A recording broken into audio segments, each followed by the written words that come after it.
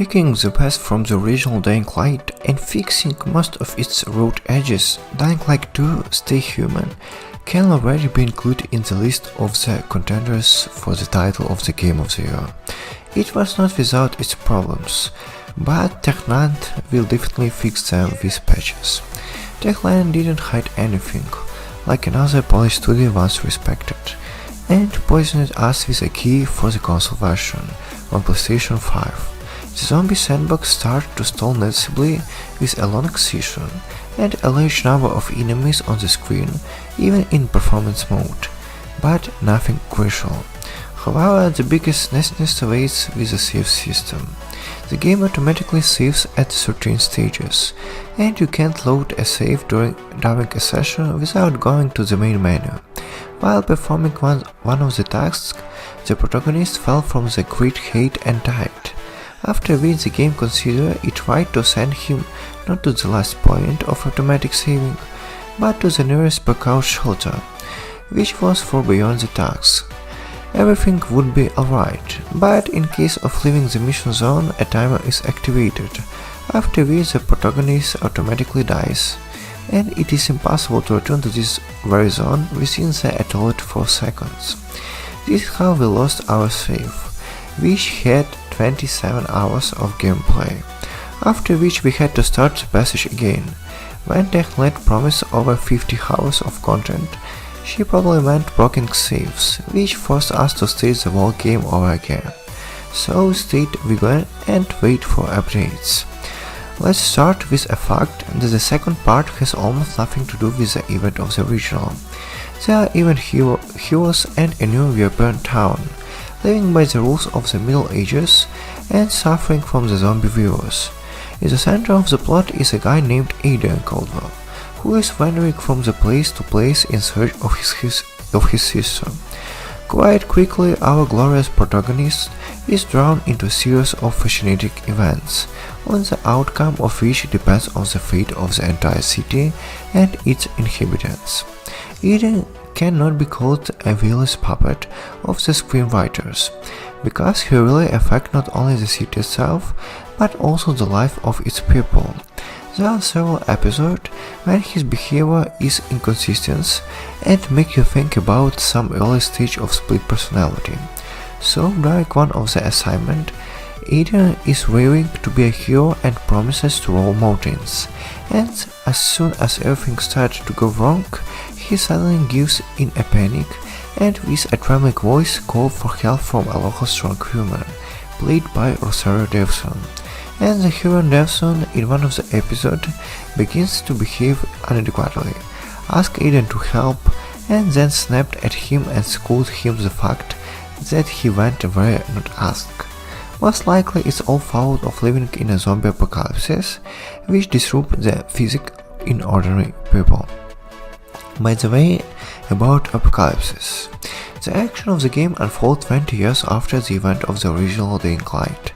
Mankind failed to recover from the zombie pandemic, and it eventually degenerated in the same kind of medieval society, where a vegetable merchant can be handled for expiration date on the counter, and stealing several sacks of potatoes is considered a terrible crime. The town is divided between two various factions, the peacekeepers and the survivors. There is also a third faction, the Rangers, but its two previous factions are trying to restore society and maintain at least a symbol of normal life.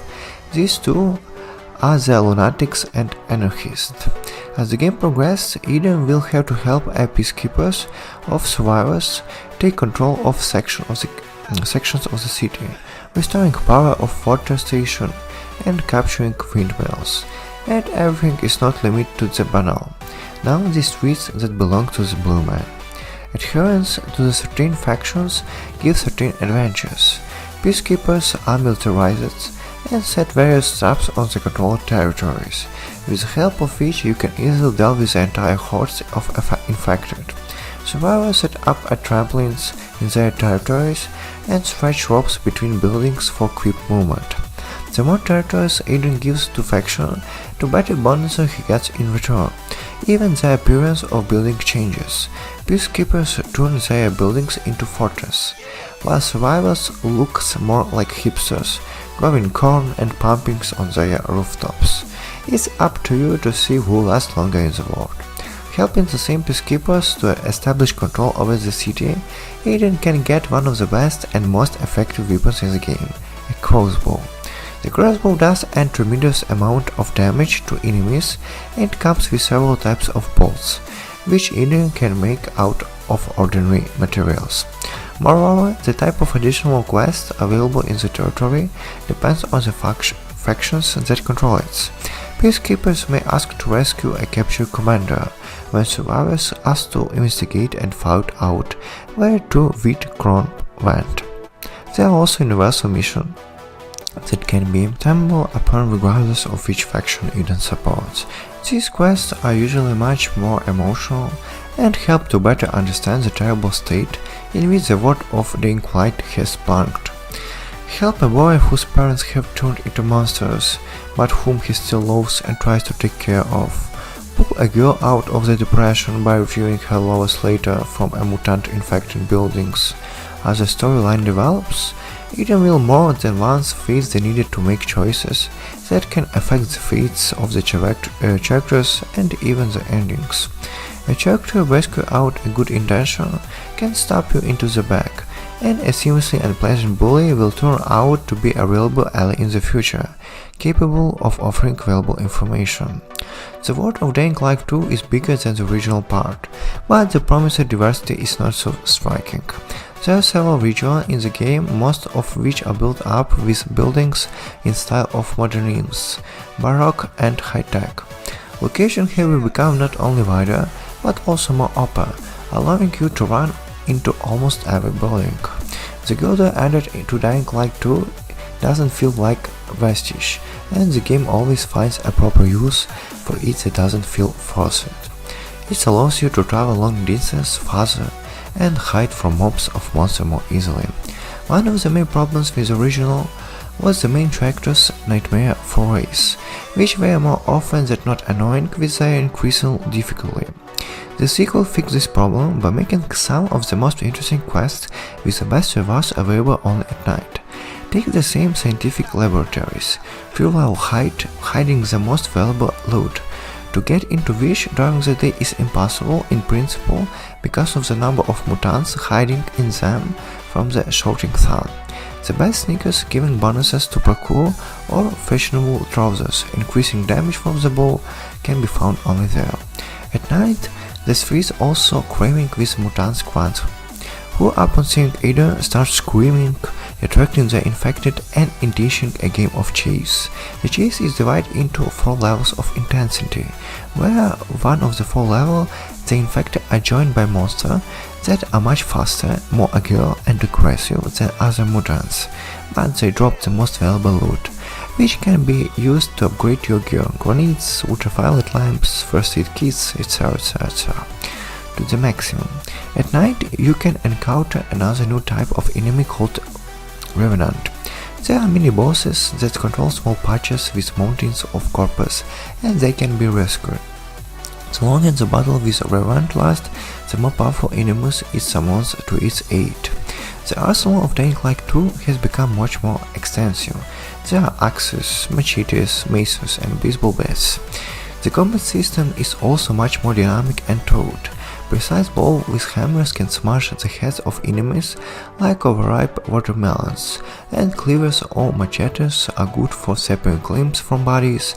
It is recommended to pump the hammer to the maximum and unlock ability to attract enemies to yourself.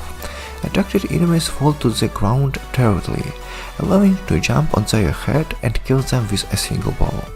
New mechanics of pairing bows it appears in the Bad Blood spin-off, but still will help you to quickly deal with the human enemies, which cleverly rebel the main character Langus and linger in blocks.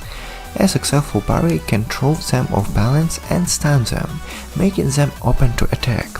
The stealth system is now working properly. Now some conflicts can be avoided by sneaking past patrols or sleeping infected. The AI is still weird and some not eating growing even in a tall grass, but it doesn't happen that often. All of other innovations should be noted: the missing ability to repair damages weapons, modification, electric fire, poison, restore a little bit of durability, but the effect is temporary and sooner or later the favorite sword will break on the next cargo, cut it half. A full-fledged contender was the title of the game of the year. Dying Light 2 takes all the best ideas of the original, bringing them to a new level and spicing them with a lot of innovation.